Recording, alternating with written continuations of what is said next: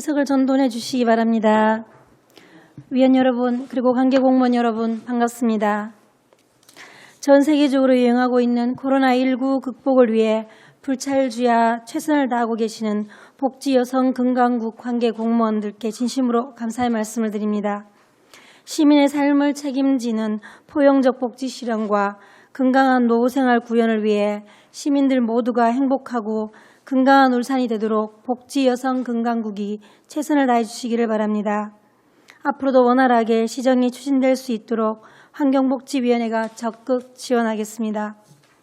성원이 되었으므로 제215회 울산광역시의회 임시회 제3차 환경복지위원회 회의를 개회하겠습니다. 오늘은 복지여성건강국 소관 2020년도 주요 업무 보고를 받도록 하겠습니다. 의사일정 제1항 2020년도 주요 업무 보고 청취의 건을 상정합니다. 복지여성건강국장께서는 바른대로 나오셔서 간부 공무원 소개와 2020년도 주요 업무 보고를 해주시기 바랍니다.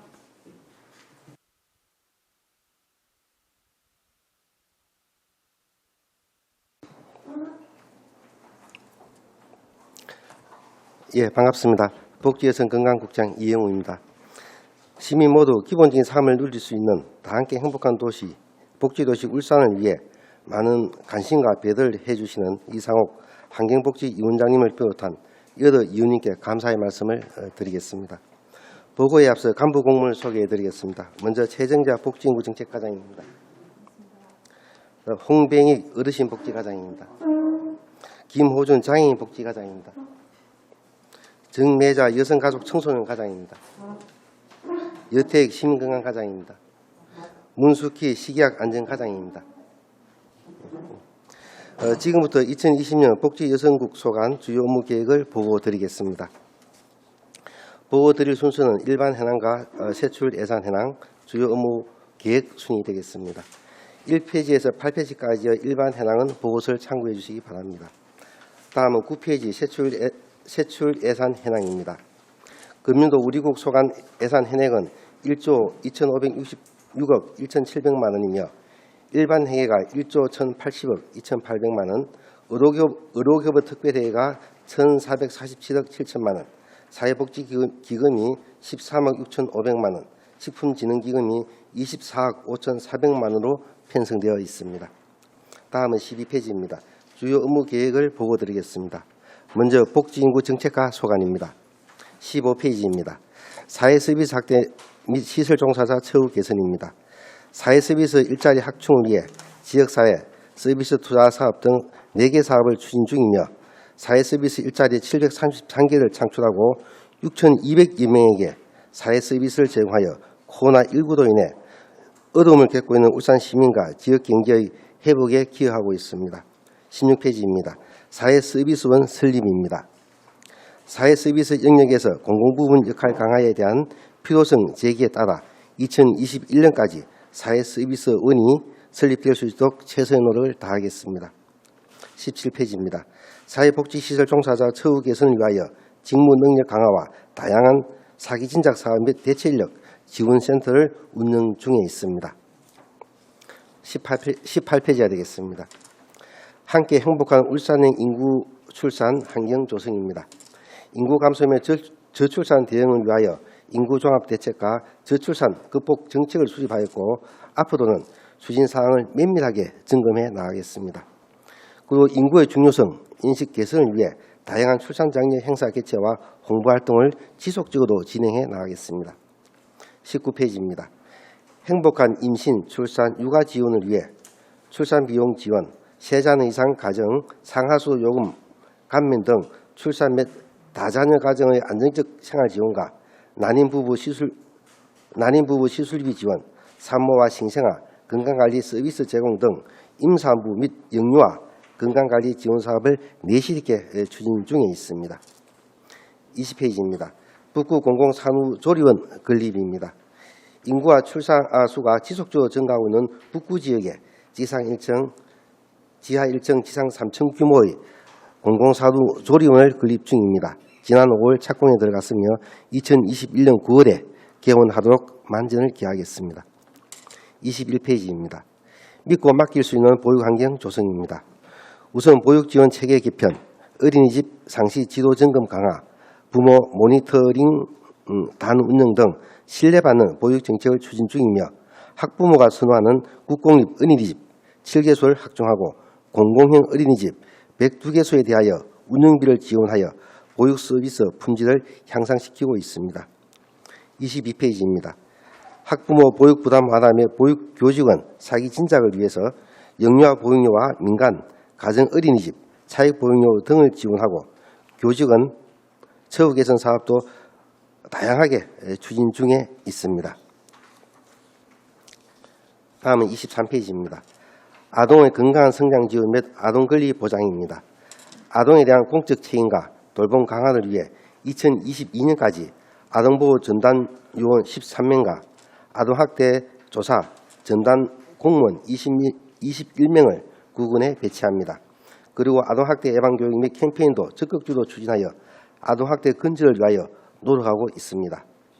다함께 돌봄센터 신규 개원 1개소를 포함 총 7개소를 운영하여 학부모의 방과 후 돌봄 걱정을 들어드리고 있습니다. 24페이지입니다. 보호대상 아동의 건전한 육성 지원을 위해서 울산 양육역 등 아동복지시설 11개소와 지역 아동센터 등 아동전문기관 61개소가 안정적이고 내실 있게 운영될 수 있도록 지원하고 있습니다. 25페이지 되겠습니다. 아동의 복지 증진과 양육 부담 경감을 위해 73명의 보호 종료 아동에게 월 30만 원의 자립 수당을 지원하고 있으며 올해부터 저소득 결식 우아동 6천여 명의 급식비 지원 단가를 천원 인상하여 일식에 5,500원을 지원 중에 있고 아동수당 및 이방아동 가족지원 사업도 착실히 추진되고 있습니다. 26페이지가 되겠습니다. 보호종료 아동의 자립지원시설 운영으로 2020년 4월 언양읍 송대지구에 건립을 완료하였고 7월 중 개원하여 보호종료 아동의 안정된 생활과 자립을 돕고 있습니다. 27페이지입니다. 복지사각지대 해소 및 사회안전망 구축입니다. 최저생활보장 확대로 복지사각지대 해소를 위해 복지대상자 관리체계를 구축하여 대상자 누락을 방지하고 읍면동 찾아가는 보건복지전담팀 15개 팀을 추가로 설치해서 복지사각지대 발굴에 최선을 다하고 있습니다. 28페이지입니다. 저소득층 건강보호와 의료급여 수급관리 강화를 위해서 요양비, 의료급여, 본인분담금 등을 지원하고 외래, 가다이용 고위험군 및 집중관리군과 장기 입원, 의료이용 적정 여부 관리에 철저히 기하고 있습니다. 29페이지입니다. 저소득층 생산적 일자리 및 자립 자활 지원을 위해서 자활근로, 자활장려금, 탈수금 및 취업지원 등을 통하여 총 700여 명에게 지원되고 있으며 월 최저 10만 원에서 최고 64만 원까지 매칭으로 자산 형성도 지원하고 있습니다. 자활센터 7개소와 자활기업 17개소 운영으로 저소득층이 경제적으로 자립할 수 있도록 적극적으로 지원하고 있습니다. 30페이지가 되겠습니다. 보건 대상자의 예우 강화 및 호국 정신 개선입니다. 독립운동 유족에 대한 예의를 포하고 최소한의 생활 안전을 보장하기 위해 올해부터 저소득 독립유공자 유족 231명에게 생활 지원 수당을 월 20만 원씩 지급하고 있습니다. 31페이지입니다. 보건단체 지원과 호국정신 개선을 위해서 여단계 보건단체의 운영비 지원, 장례, 선양단 운영비 지원 등 다양한 욕구에 맞춤식으로 지원하고 있으며 한일독립운동 기념탑 건립도 7월 어제 착공에 들어가 연내 마무리함으로써 역사의 상교육장으로 활용될 수 있도록 하겠습니다. 다음은 어르신 복지과 소관입니다. 32페이지입니다. 어르신 인권보호 및 존중받는 사회 분위기를 조성하겠습니다.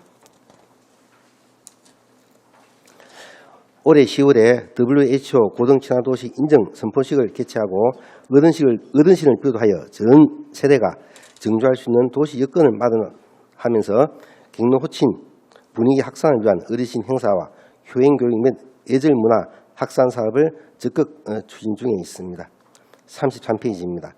어르신 인권 보장과 학대 피해 어르신 보호를 위해서 노인보호 전문기관과 학대 피해 전용 쉼터를 운영하여 피해 어르신들의 치유와 상담을 돕고 있습니다.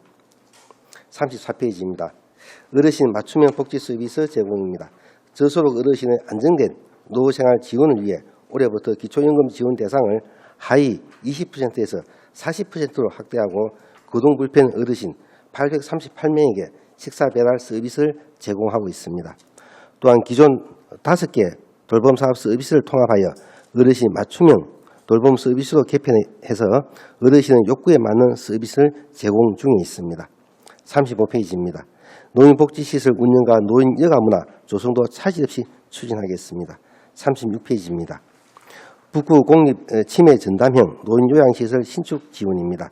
치매 환자와 가족을 위한 돌봄시설 확충을 위해서 북구 중상동에 건립 추진 중에 있으며 9월에 실시설계 용역을 완료하고 2020년 10월에 준공할 계획입니다. 37페이지입니다. 서남호수 노인복지관 실버카페 증축 지원입니다. 복지관 내 2층 실버카페를 1층 예부로 증축 이전한 사업으로 6월에 공원 조성 계획을 변경하였으며 9월 중으로 착공하여 내년 6월에 준공하며 공원 이용 시민 편의를 증진하고 양질의 어르신 일자리로 확충하겠습니다. 38페이지입니다. 노인 일자리 확대 및 요양보호사 양성입니다.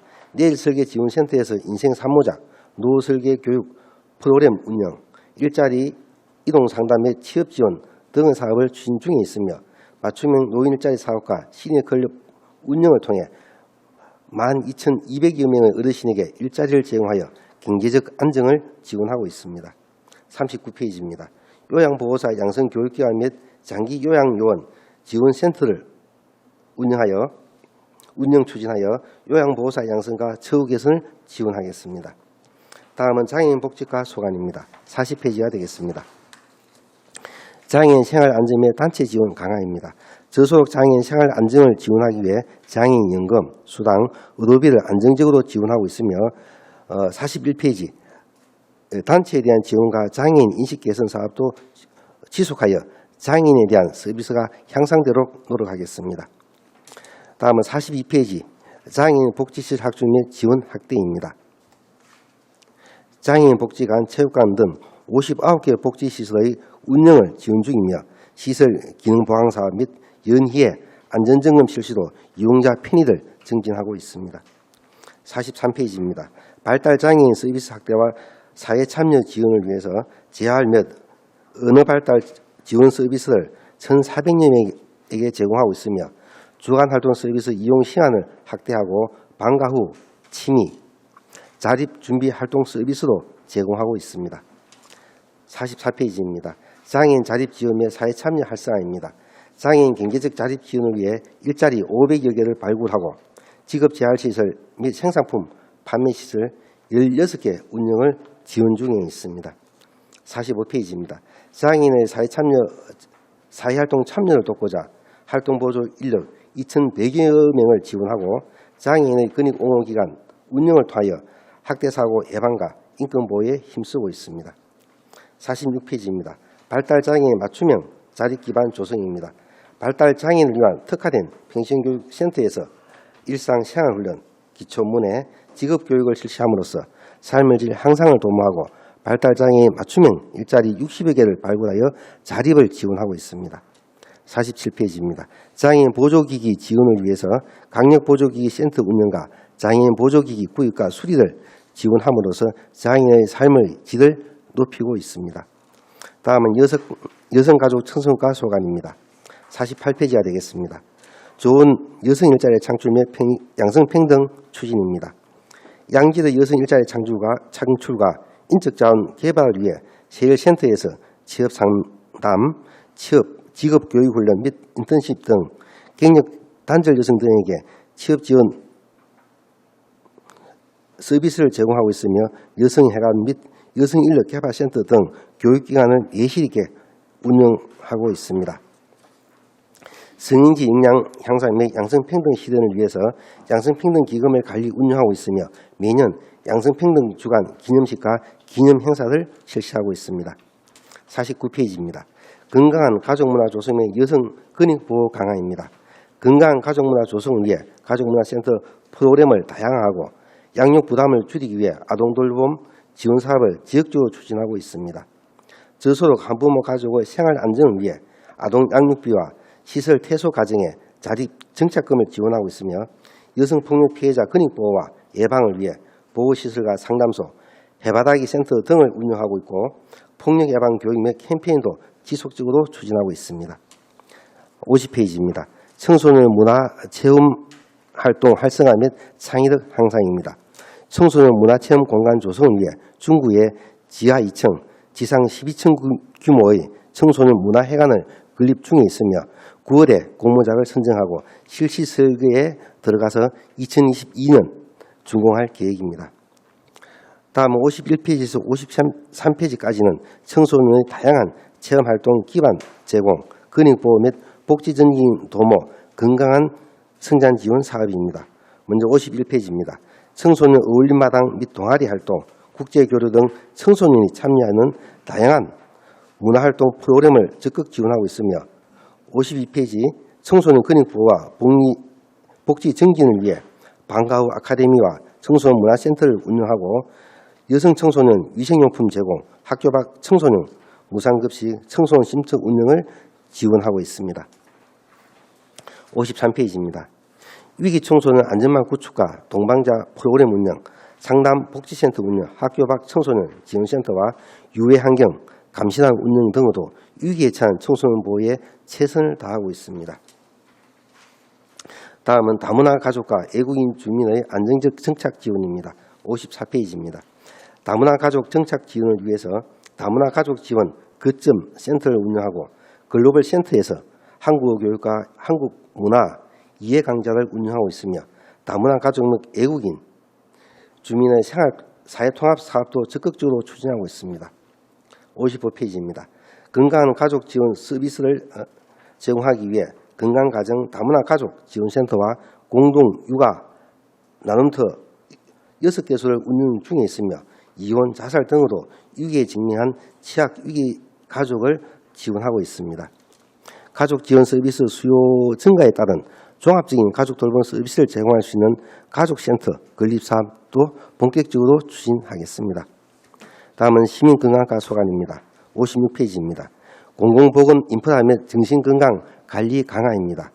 공공보건 의료기능 확충을 위해서 울산대학교병원의 울산 근역 장애인 구강진료센터를 10월에 개소하여 우리시 장애인 5만 1,000여 명에게 맞춤형 치아 의료 서비스를 제공하고 공공보건 의료 기능 보강을 위해서 시립노인병원 기능 보강, 농어촌 의료 서비스 개선 사업, 보건소 의료 장비 구입 지원 등의 사업을 추진하고 있습니다. 57페이지입니다. 치매 자살 예방을 위한 정신건강관리 강화입니다. 강력 및 기초정신건강복지센터, 중독관리의 통합지원센터 등을 운영 중이며 정신질환자, 알코올 중독자 등에 대한 치료비 지원과 관리도 사회에 복귀할 수 있도록 능력을 배양하고 강력 치매센터 및 구군 치매 안심센터 6개소를 운영하여 치매 조기 진단 등 치매 예방 관리에 적극적으로 힘쓰고 있습니다. 58페이지입니다. 시민건강 누리 맞춤형 건강관리 강화입니다. 시민들의 건강 증진 위해 금연 클리닉 운영, 금연구역 기준 관리와 금연구역 지도 단속을 강화하고 있습니다. 어린이 불소도포, 아토피 천식 예방관리 등 대면 접촉 건강증진 사업은 코로나19 확산으로 상반기에 정상적으로 추진되지 못하였으나 하반기에는 정상적으로 추진될 수 있도록 노력하겠습니다. 또한 건강증진 사업 우수 사례 공모 지원과 한시적 인력을 추gun하여 통합 건강증진 사업, 모바일 헬스케어 사업을 내실 있게 추진하겠습니다. 59페이지입니다.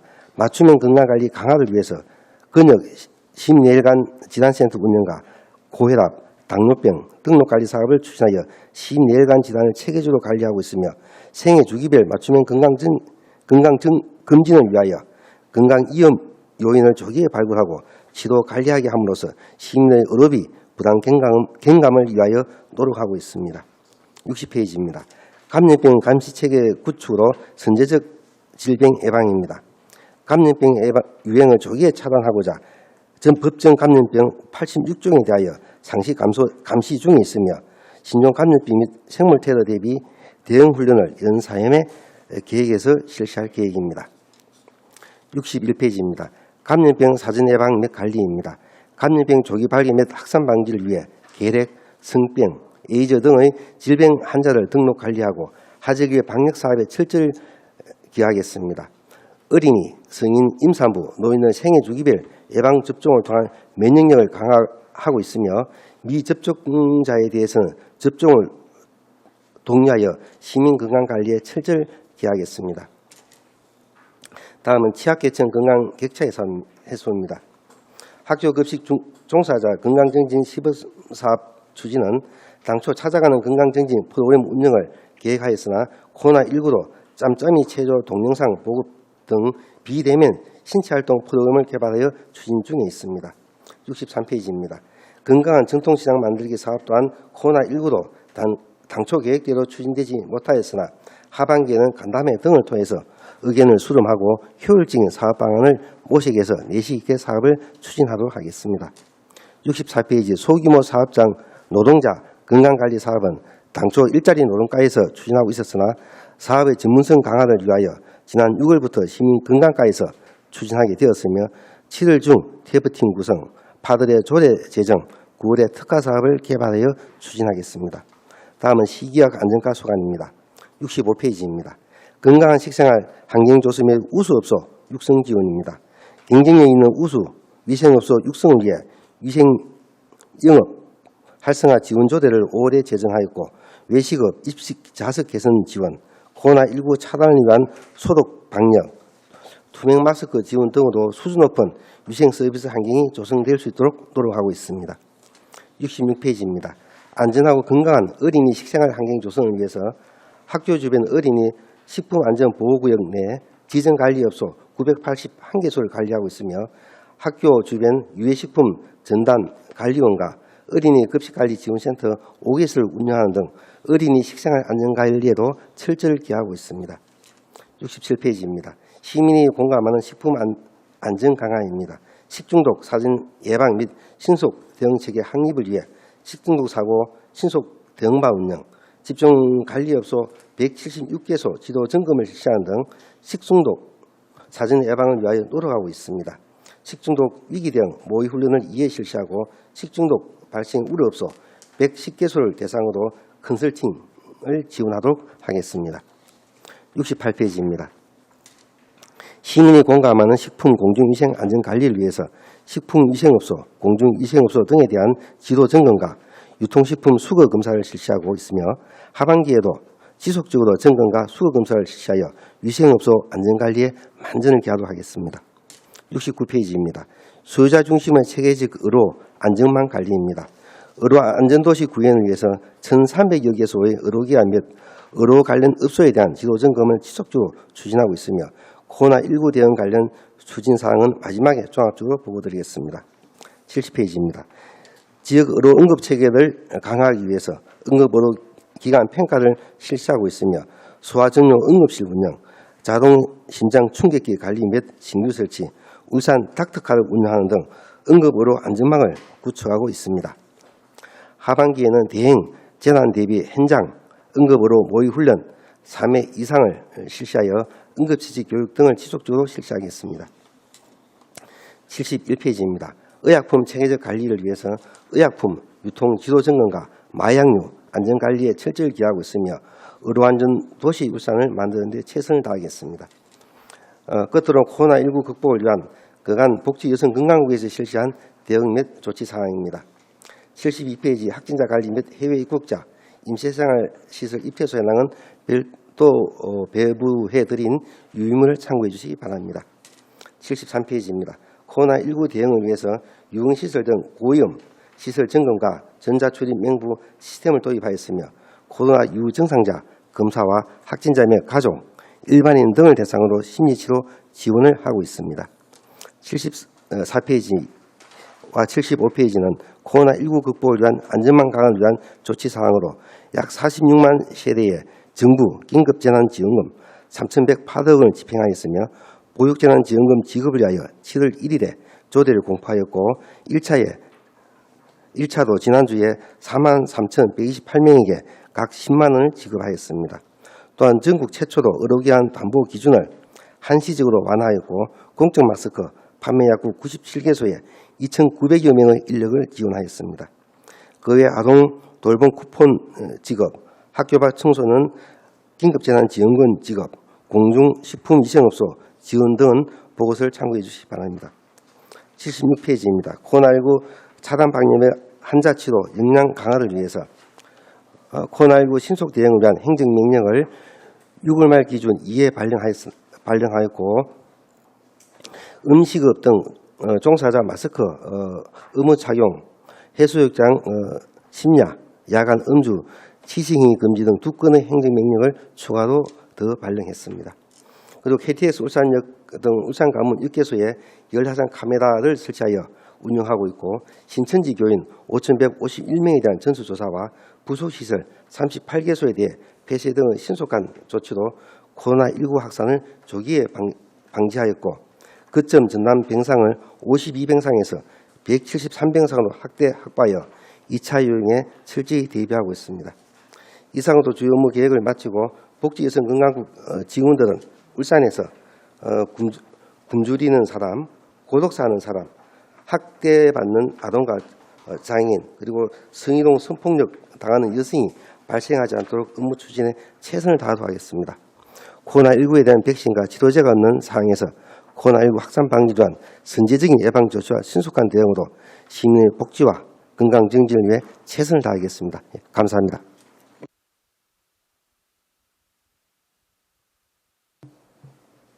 이용우 국장님 수고하셨습니다. 복지여성건강국 소관 2020년도 주요 업무 보고와 관련하여 질의하실 위원께서는 질의하여 주시기 바랍니다. 서희용 의원 질의하시기 바랍니다. 예, 국장님 너무 수고하셨습니다. 한 30분 걸린 것 같은데, 예, 뭐 단편적으로 보면은 이 수많은 업무를 한국에서 감당을 하고 있다는 자체가 안 맞다고 이렇게 이야기 들을 수 있고요. 분명하게 저희들이 계속 환경복지위원회에서 국분리에 대한 중요성을 이야기를 하고 있습니다. 그래서 올해 8월달 이후에 지금 조직 개편에 대한 부분을 청취를 하고 있는데 이 부분을 꼭 반영을 시켜서 줍시사 하는 부분을 시장님께 꼭 전달해 주시길 바라겠습니다. 뭐 그게 안 된다면 울산에 우리 복지에 대한 부분이 후퇴하고 있다라고 단언해야 안 되겠습니까? 그래서 좀 관철시켜 주시기 바라겠습니다. 예, 의원님께서도 지난 전반기도 환경복지위원장님, 위원장님을 비롯해서 의원님께서 지속적으로 국분리를 또 주장해 주셨고 또 안소일 의원님께서도 또 칼럼까지 써 주셨습니다. 그래서 저희들은 전반적으로 국분리가 필요하다는 의견을 계속적으로 저희들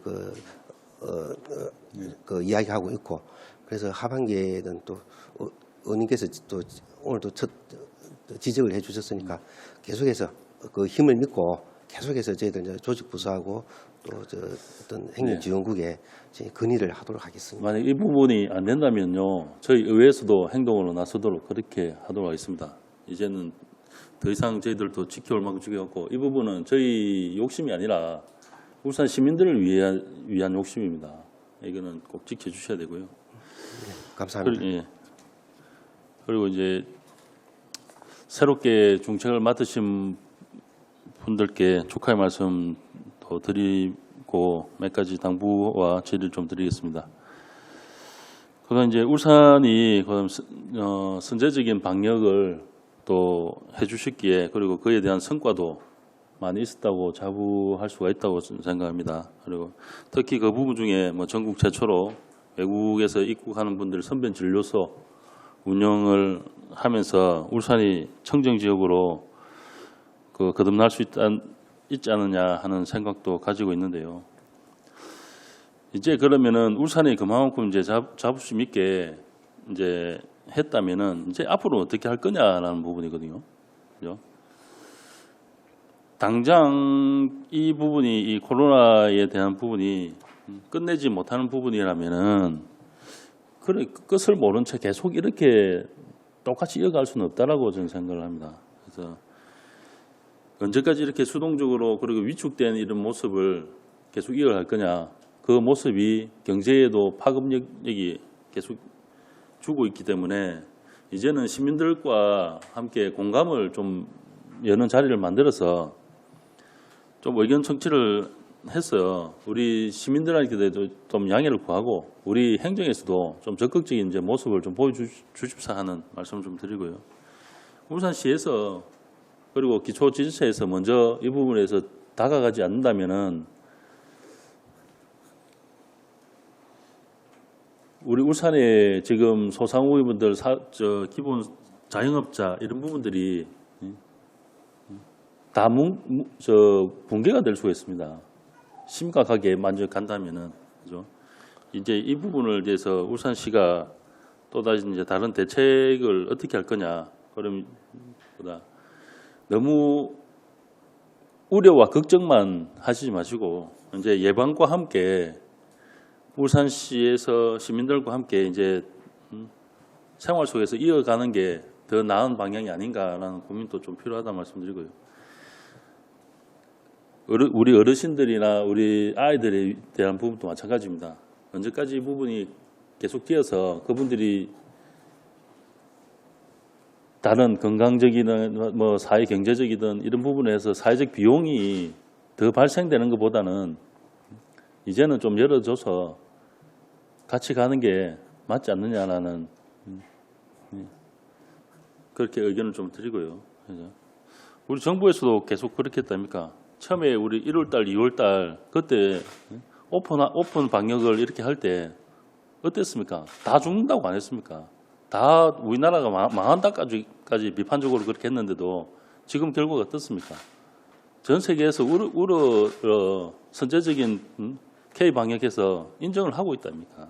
그죠? 정말 이제 우리 시민들도 인정을 하고 있는 부분이기 때문에 그래서 너무 행정에서 너무 우려하지 마시고 좀 더 열어주십사 하는 말씀을 좀 드리고요. 그리고 이제 사회 서비스원 부분인데 뭐 이 부분도 저희들이 계속 지속적으로 이야기 드리고 있는데요. 이 사회 서비스원을 중심으로 해서 이왕 추진을 하고 계시니까 하실 때 우리 울산시 산하에 울산센터 기관들이 많지 않습니까? 그 부분들을 하고 그 기관들하고 이제 복합적으로 복합타운 조성이라든지 우리 그 구도심을 살릴 수 있는 그런 도시 재생으로 가든지 아니면은 자연과 함께 어우러질 수 있는 공간으로 새롭게 가든지 해서 좀 가야 되지 않느냐라는 말씀을 좀 드리고요. 그래서 이 파급 효과가 엄청나게 클 겁니다. 우리 만약에 구도심에 도심 재생으로 간다면은 그 인근에 소상공인들, 상인들, 음식점, 식당들 하시는 분들까지 파급 효과가 엄청나게 클 거라 저는 생각을 하고요. 그래서 그 부분에서 좀 신중한 검토가 좀 필요하다는 말씀드리고, 당연히 단순히 또 사회 서비스원 건물 하나 다량 지어서는 더 이상 그렇게 가서는 안 된다는 의견 드립니다.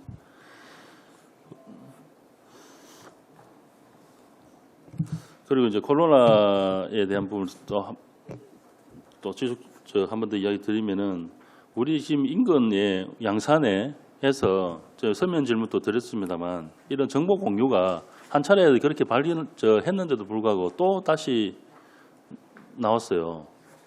예, 그렇습니다. 예, 분명히 막을 수 있는 부분이라고 저는 생각하거든요. 예. 그런데 그 인근에 있는 지자체하고도 이런 정보 소통이 안 된다면은 어떻게 합니까?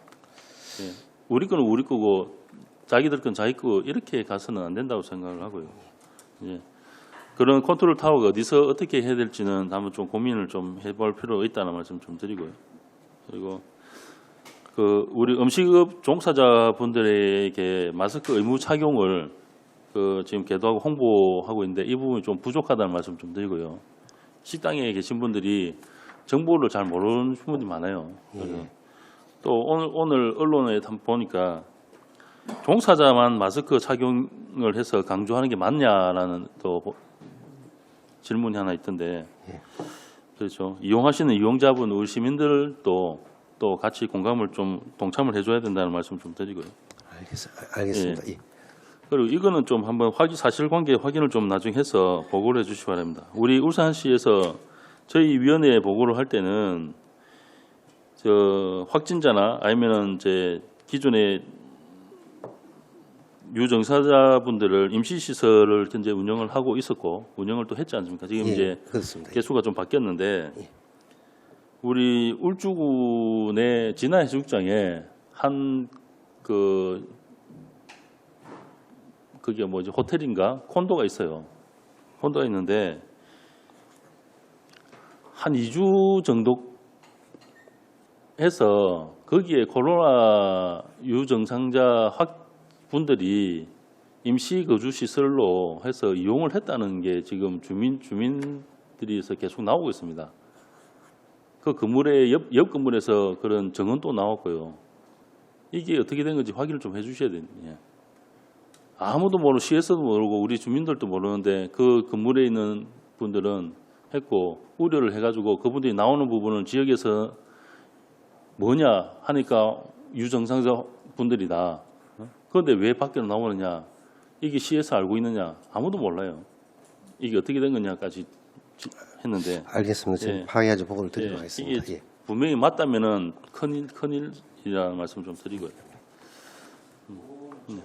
네, 바로 좀 답변을 좀 드리겠습니다. 네, 진화에 그 오션뷰 호텔이 있었는데요. 예, 확진자가 아니었고 이제 해외에서 입국하는 사람들 중에서 전수 검사를 하고 음성 판정을 받은 사람들이 이제 자가격리 또는 시설격리를 14일을 해야 되는데 그때 당시에 저희들이 북구에 이제 교육 수련원이 한 40실 운영을 하다 보니까 좀 부족해서 거기 이제 민간 시설을 저희들이 이제 그 협의를 해가지고 약 한 달 정도 운영을 했습니다. 지금은 안 하고 있고요. 지금은 안 하고 있고 그때 당시에 그 들어오신 분들이 전부 음성이었고 그러니까 이제 자가격리 대상자들이 자가격리 할 수 없는 입장이 있는 분들 이제 그분들이 있었던 겁니다. 그래서 지금은 거기는 폐쇄를 했고요. 그 업주가 이제 영업을 해야 되니까 더 이상 못 하겠다고 해서 이제 오늘 안 하고 있고 지금 저희들이 이제 북구 이제 교육 수련원하고 시코 호텔하고 2개 운영하고 있습니다. 북구에.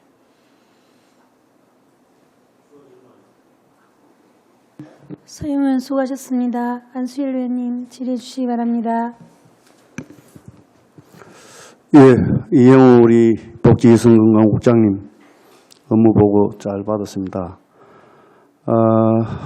앞에서 우리 서영 의원께서 또 말씀 주셨는데 사실 우리 광역시 단위로서 복지여성건강국이 다 지자체에 비해서 우리는 업무량이 너무 많다. 정말 참 복지여성건강국에서 정말 앞으로 풀어 나가야 할 그런 과제가 국을 하나 더 신설하는 거. 그리고 또 지금 거의 여기에 과장님도 계시지만은 또 이 복지 업무가 상당히 많습니다. 우리 복지 업무는 연연히 자꾸 이래 또 업무가 늘어나고 있고 또 할 업무가 너무 많습니다. 그래서 사회 서비스 또 질을 또 높이기 위해서 국공립에서 이래 운영하고 있는 거를 사회 서비스원 이거는 이제 전국적으로 이래 설립을 추진하고 있고 예, 그렇습니다. 우리 시에서도 또 이게 2022년까지 아마 전국적으로 다 이 사업이 완료해야 하는 걸로 알고 있는데 맞습니까? 예, 맞습니다. 그래서 우리 이 복지여성건강국에서는 국을 하나 복지여성국하고 시민 우리 건강국하고 2개를 분리해야 되지 않겠나 이렇게 생각이 되어지고 또한 사회서비스원 이거 설립도 추진하는 함에 있어 가지고 또 차질이 없도록 또 추진을 해 주셔야 되겠다는 말씀을 또 드립니다. 사실 우리 금년에 초부터 코로나19로 인해 가지고 사실 우리 이 시민 건강과장님들 그리고 또 계장님들 우리 담당 직원들 지금까지도 정말 참 고생 많이 하시는데 하루 빨리 이 국이 하나 또 신설되어서 조직 개편이 되어서 여러 가지 인력도 좀 정원하고 여러 가지 좀 체계가 조직 개편이 되어서 업무가 좀 원활하게 잘 추진되었으면 좋겠다는 말씀입니다. 이 부분에 대해서 우리 과장님이 이 업무를, 이 국을 관련된 업무를 추진하고 있는지 국장님하고 있는지 모르겠는데 일단 우리 시민건강과장님, 우리 국 분리에 대해서 지금 사업이 추진하고 있으면 한 말씀 해주시고 금년 안에 추진이 되는 것인지 한 말씀 해주시기 바랍니다. 예, 지금 저희들이 이제 검토하고 있는 내용에 대해서 좀 보고를 드리겠습니다. 저희들이 이제 검토하게 된 배경은 우리 의원님들도 이제 지적을 많이 해주셨고 또 언론에서도 보면 어떤 기고를 통해서 이제 이렇게 시민단체에서도 이제 지적을 해주시고 해서 이제 거기다가 이제 최근에 이제 정부에서 감염병 대응 관련 지방조직 개편 방향이라고 해서 이제 검토 요청이 와서 저희들이 이제 검토를 해보니까 우선 정부 방향이 이제 크게 이제 세 가지인데 하나는 이제 시도 본청에 감염병 전담과를 신설한다. 그럼 저희들 같은 경우에는 이제 감염병 관리과정도 이제 신설하는 방안이 있고, 그 다음에 거기에 인력을 보강을 한다. 또 하나는 시도보건환경연구원에 신종감염병 전담과를 신설한다. 그 다음에 감염병 연구부를 설치하고 부 안에 이제 전담과를 설치를 한다. 거기에 검사 인력을 보강한다. 그래서 저희들 시 같은 경우에는 이제 보건환경연구원에는 이번에 이거하고 관계없이 이미 이제 전담과를 하나 감염병 검사과를 신설을 했습니다. 그 다음에 이제 하나가 남은 게 이제 시군구 보건소인데 여기는 정부에서 검토를 하고 있는 게 이제 역학조사하고 감염병 대응을 총괄하는 전담팀을 신설한다. 그 다음에 인력은 역학조사관하고 급성 감염병 대응 인력을 보강한다. 이제 요게 이제 정부 기본 방향으로 지금 세 개가 이제 돼 있고요. 그래서 이걸 이제 근거로 이제 저희들이 우리가 이제 국을 이제 저희들은 이제 분리라고도 볼 수도 있고 이제 시민건강국 신설이라고도 볼 수가 있는데 뭐 그거나 말은 거의 같은 말인데 우선 이제 우리 국을 보자면 우리 국이 사실 너무 비대한 거는 맞습니다. 전국 어느 시도를 보더라도 이렇게 비대한 국을 운영하고 있는 데는 지금 울산밖에 없습니다. 그 다음에 또 이제 우리 감염병을 관장하고 있는 우리 시민건강과만 하더라도 전국에서 그러니까 세종시하고 규모가 똑같습니다. 인력 조직 구성이 3개 팀에 이제 17명, 현재 지금 한 명 늘어서 18명입니다만은 이걸 우리 한 5분의 1 되는 세종시하고 조직이 같다 하는 거는 이건 진짜 좀 저희들이 뭐 계속 문제 제기는 합니다만은 그래서 이번에 이제 정신 치매, 자살 관련을 전담을 하는 이제 정신 건강 팀도 원래는 이제 연말까지 저희들이 이제 신설을 하는 걸로 지금 협의를 하고 있었고요. 그 다음에 이제 우리가 각 부서에 이제 업무가 이렇게 흩어져 있는 업무들이 있습니다. 그럼 이런 업무들을 한 군데로 전부 모으게 되면 이제 그 인력하고 그 업무를 가져오게 되면은 감염병 관리과, 치과약 안전과, 그다음 시민건강과 이렇게 충분히 세 과가 이제 될 수가 있으면 이제 세 과면은 뭐 충분히 국이 될 수 있다고 보는데, 근데 이 이제 조직 분야 부분에 대해서는 저희들이 이제 섣불리 또 이야기도 할 수도 없는 부분이 이제 어떻든 우리 기조실에서 정책기획관실에서 이제 조직을 관장을 하고 있고 또 인사 문제는 또 행정지원국에서 가지고 있고 있기 때문에 저희들이 이제 그 3개국이 좀 앞으로 많은 협의를 좀 해야 될 것 같습니다. 예, 일단 저희들 기본 생각은 연말까지 좀 그렇게 됐으면 하는 게 저희들 바람입니다. 예, 시민건강과에서 업무니까 이 업무를 추진함에 있어가지고 올 연말까지 차질 없도록 준비해서 외부적인 요건은 우리 의회에서 또 이래 적극적으로 또 이래 또 지원하도록 할 테니까 그래 준비해 주시기 바랍니다. 예, 감사합니다. 예. 그리고 우리 복지 우리 인구 정책과 이게 사회 서비스원 설립이 이거는 복지 인구 정책과 소관이죠? 업무가. 네, 맞습니다. 그런데 여기에 자료에 보면은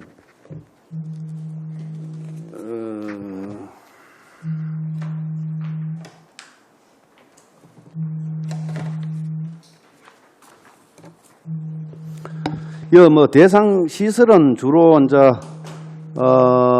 국공립 시설로 보면 됩니까? 한번 이야기 한번 해주시죠. 예, 대충. 저희가 사회 서비스원 일단 설립이 되면 기존에 위탁하고 있는 시설들은 그 위탁 기간이 끝나야 저희가 서비스원으로 위탁을 할 수 있고요. 그리고 이제 저희가 뭐 북구에 있는 시립 노인 복지관이라든가 저희가 건립하고 있는 시설이 저희 서비스원 설립 시기랑 비슷하게 맞춰지면은 우선 먼저 건립되는 시설들을 사회 서비스원에서 운영을 하고 새로 이제 위탁한 시설들은 만료가 되면은 사회 서비스원으로 주로 이 검토하고 있습니다. 대상 시설들은 뭐 어린이집이라든지 국공립 또 사회종합복지관 이런 예, 맞죠? 다 맞습니다. 저희 시가 직접 운영해야 되는데 위탁하고 있는 시설들은 거의 사회 서비스원으로 저희가 검토하고 있습니다. 예, 이것을 이거 뭐 우리 시에서는 추진 계획을 뭐 올 7월부터 내년 6월까지 이 뭐 용역비 뭐 예산 편성돼 있습니까? 아직 예산이 반영이 안 돼 있고요. 제가 아마 3회 추경에 저희가 예산을 일단 요구할 계획이고 예산이 용역비가 한 5천만 원 정도 됩니다. 용역 기간이 내년 3차 추경에 예산 네, 일단 저희가 편성해서 요구를 할 계획입니다. 그래요.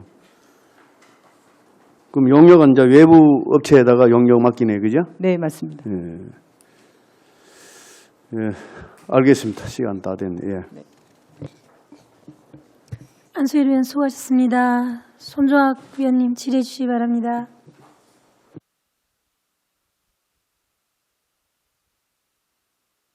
좀 이야기 좀 해주세요. 제가 하는 얘기가 저는 정치인이기 때문에 말로 여러분들한테 이렇게 이야기를 하고 그걸 여러분들의 뭡니까 답변을 받아내고 그걸 추진되고 그런 과정을 지켜보면서 또 부족하면 다시 이렇게 요구하고 이런 정치입니다. 저는 환경복지에 처음 왔기 때문에 내용을 잘 모릅니다. 앞으로 여러분한테 수없이 찌를 겁니다. 창으로. 그냥 저는 말로가 끊임없이 찌를 테니까 여러분 방패를 세워서 끊임없이 막아주시길 부탁드리면서 몇 가지 질문 드립니다. 우리 우리 국장이 예. 1942년도 영국의 옥스퍼드 대학 교수였던 베버리지 경제학자가 쓴 통상 베버리지 보고서라 합니다. 그죠? 무덤에서 요란거지를 이렇게 복지의 기본으로 해서 이 전 세계 그 당시에 영국뿐만 아니고 전 세계의 이제 규모가 되어가는 거 아닙니까? 그죠? 예, 그렇습니다. 그걸 따르려고 그게 이제 보편적 복지라고 우리가 통상 이야기하는 겁니다. 그죠? 동의하죠? 예. 뭐 우리나라는 아직은 보편적 복지를 지금 시행을 하고는 있지 않습니다. 선택적 복지. 쉽게 말해 한국형 뭐 복지형이라고 이렇게 이야기를 하고 있습니다. 그죠? 근데 보편적 복지를 지향하고 있습니다. 저는. 예. 아니죠. 아직은 복지, 그건 아니고. 그런 것 같으면 보편적 복지 같으면 OECD국 39개 국가에서 평균 GDP가 복지비를 지출되는 게 보통 한 22%좀 돼요. 우리나라는 얼마쯤 됩니까? 제가 알기로는 한 11.1%나 2% 정도 되는 걸로 알고 그 있습니다. 정도밖에 안 되잖아요. 그죠? 예, 예. 그럼 OECD 평균이 절반도 안 되는 게 무슨 그 보편적 복지 국가입니까? 근데 지향은 하고 있다. 말이 글쎄요. 거기 지향하고 있다는 이야기는 뭐 맞을런지 모르지만은 실질적으로는 그렇게 안 되고 있는 거고 실질적으로 그죠? 자, 우리 울산에서 우리 전체 우리 시 전체의 3조 근 4조 가까이 되는 예산에서 우리 복지비 차지가 하는 게 일반 얘기를 보니까 한 33.74%쯤 돼요. 그죠? 예. 그 경제학자든 재정학자든 사회학자든 뭐 복지학자든 등등 다 해서 지방자치단체의 재정 규모가 어느 정도까지 가야 어느 정도까지 통상 어느 정도까지 가면 재정복지 지출을 용인하고 수인하고 이렇게 견딜 수 있다고 지금 이야기를 하고 있습니까? 어느 정도까지는 아직 뭐 저희들 제가 이제 들은 바는 아니 학자들마다 세미나를 이렇게 가보면 예. 이야기를 합니다. 지방자치단체가 용인하고 수인할 수 있는 것이 한계가 없는 것이다 하는 이야기를 하고 있어요. 그래서 이제 의원님 말씀도 맞는데 그 이제 그 지방자치단체마다 사항이 조금씩 다릅니다. 저희들은 이제 사회복지 지출 예산 중에서 대부분 이제 기초생활수급자가의 어떤 수하고 또 어르신들 수하고 아동수 이런 거에 따라 가지고 저 이제 그 금액이 예산이 조금 차이가 있는데 저희들은 의원님 아시겠지만 잠깐만 간단한 답변 주세요. 예. 우리 울산 그 5개 구군 있죠. 울주군을 제외한 4개 구군이 예. 복지와 관련된 예산이 거의 대부분 다 50% 넘는 건 알죠. 구군에는 아마 그 정도 가는 거 알고 있습니다. 복지를 가장 전달하는 기관에서 우리는 그죠. 예. 그 전달 기관이 아니잖아요. 우리는 그죠. 그 구군이 지금 전달하는 기관인데 그 기관에서 지금 50% 넘다는 이야기는 예산의 탄력성이 거의 죽었다는 뜻이거든요. 실질적으로 인건비, 행정비 뭐 등등 해서 다 빼고 나면 그죠? 복지로 더 이상 지출할 만한 여력이 안 된다는 뜻이나 그죠? 근데 지금은 국가나 우리 지방자치단체도 그렇게 큰 여력이 없다 보니까 그래 지원이 안 되고 있습니다. 동의합니까? 예, 뭐 일부 그런 측면이 있는 것 같습니다. 예. 그래서 우리 울산형 뭐 그린딜 뭐 이런저런 이야기합니다. 울산형 복지와 관련된 어떤 규준을 만들고 모델을 만들어야 될 거 아닐까 저는 생각하고 있어요. 우리 울산시도 지금 현재는 33.74%지만은 우리 인근 타도시도 보면 한 40% 가까이 됩니다. 다들 예, 그렇습니다. 데이터를 다 보고 계실 건데 그런 것 때문에 우리도 어떤 수준은 어느 정도까지 이렇게 복지 수준을 만들어 가야 되겠다는 거 생각을 구상하고 있다든지 그런 계획이 있습니까? 제가 그까지는 제가 아직 깊이 생각을 못 해봤습니다. 예. 그냥 국가의 정책에 그냥 매칭만 계속 해나가고 우리가 우리 시민의 복지 수준을 어느 정도까지 가져가야겠다. 어떤 분야별로 그죠? 어떤 분야별로 어느 정도 적정 수준이 어딘지 모르겠지만은 그 수준을 끄지는 우리 예산을 가지고 이렇게 하겠다. 그런 계획이 장기적인 계획을 없이 그냥 하루하루 그냥 해마다 그냥 예산을 편성하고 이렇게 집행하고 있어요. 그런 건 아닙니다. 그런 건 아니고 방금 전에 이야기했듯이 그 어떤 지방자치단체마다 그 처한 사항이 조금씩 다릅니다.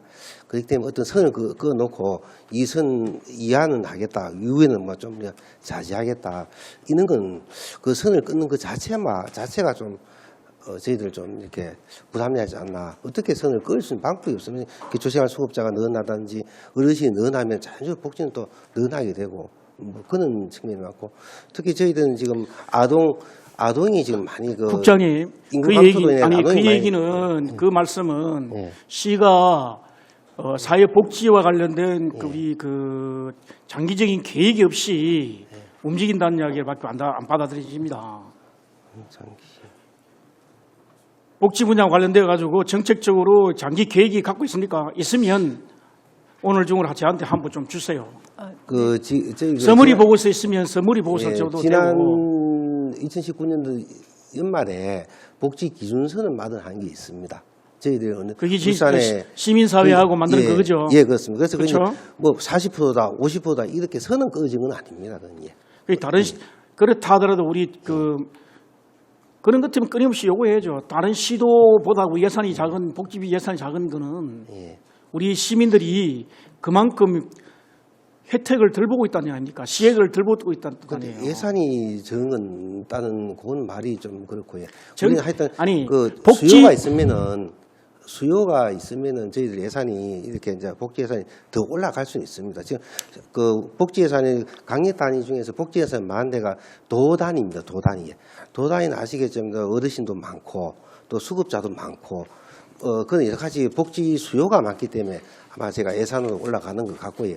아시겠지만 저희들은 아직까지는 그래도 젊은 도시에 속하고 이런 여러 요인이 있습니다. 각자 도시마다 잠깐만, 처한 요인이에요. 작년에 그래서, 예. 2019년도 우리 복지 수준과 관련된 시민사회하고 이렇게 예. 연구가 되어가지고 예, 예. 만드는 것입니다. 예, 예. 그 중에 예. 그 내용도 저도 이 보고서도 정확하게 다 읽어보지 못했지만은 예. 시민사회가 공청회를 하고 할 때 나도 몇 번 참가해서 어느 정도 수준이 가야 된다는 걸 우리 울대 교수인 이 보고서를 쓴 울대 교수인 뭡니까 이름 뭐더라 그분이 하면서 이야기를 하면서 일정 부분은 어느 정도는 이렇게 그 복지의 수준을 이렇게 가져가야 된다.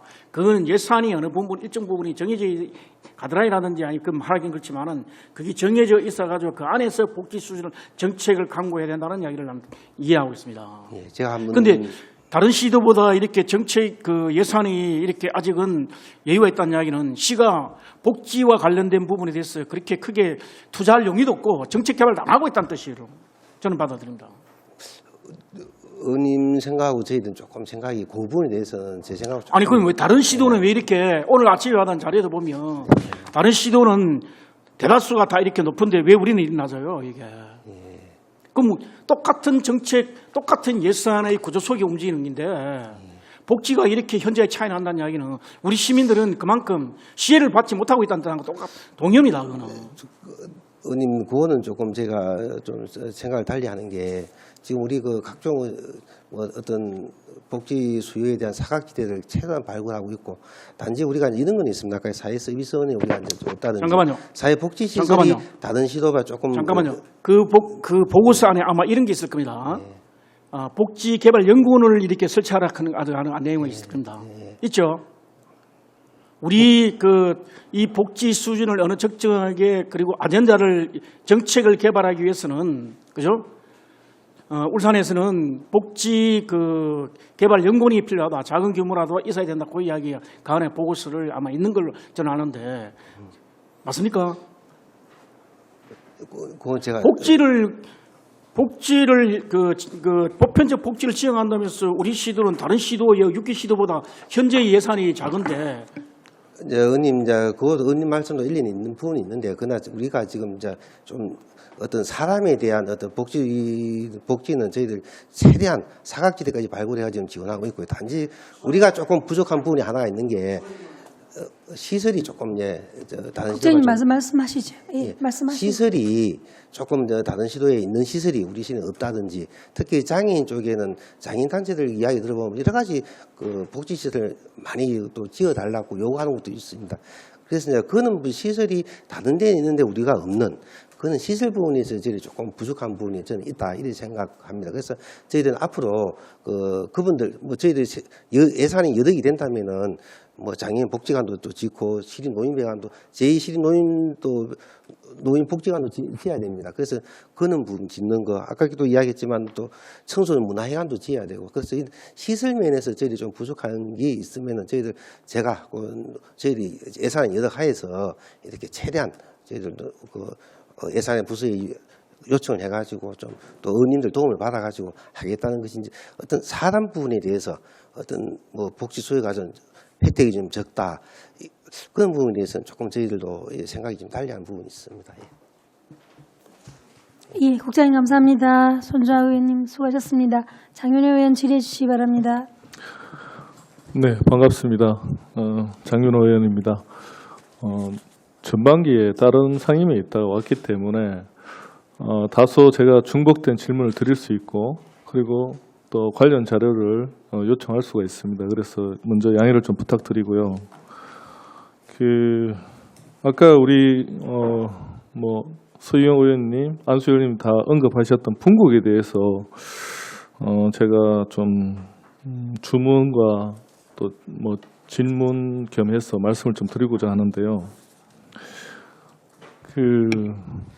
첫 번째 제가 이제 답변을 하시는 걸 보면서 어떤 걸 느꼈냐면 이게 등 떠밀려서 해야 되는 건지 주도적으로 해야 되는 건지에 대한 그런 판단이 먼저 안 서 있는 게 아닌가라는 생각이 좀 듭니다. 지금 정부에서 감염병 대응에 대해서 세 가지 방안을 이야기하셨는데 보건환경연구원 쪽에 감염병 관련된 어떤 시설로 그걸로 해서 이게 해결될 부분이 아니지 않습니까? 그건 아주 그 부분의 일부분입니다. 제가 봤을 때는 큰 틀에서 분국이 돼야 되는 명분이 지금 있습니다. 시대 상황이 그렇고 그러면 그에 관련돼서 용역이나 제대로 된 자료 준비를 해서 기획조정실에 요구를 하셔야지 조직은 기조실에서 알아서 하는 거니까 우리가 얘기했는데 안 들어줍니다. 이런 거는 저는 굉장히 문제가 있다고 봅니다.